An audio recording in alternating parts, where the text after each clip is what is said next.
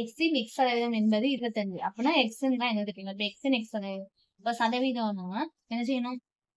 By 100. X by 100 equal to 25. இப்படி கொடுத்துட்டாங்க.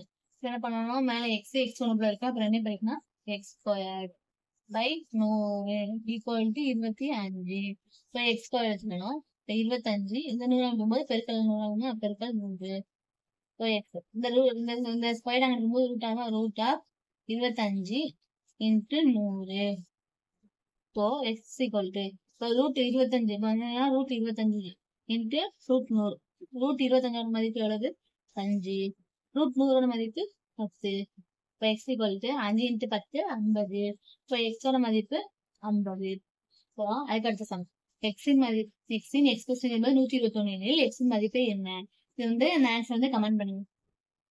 25 minus 7x minus 5 equal to 15 minus 1. First இந்த number ரெண்டும் வந்து மைனஸ் 7x.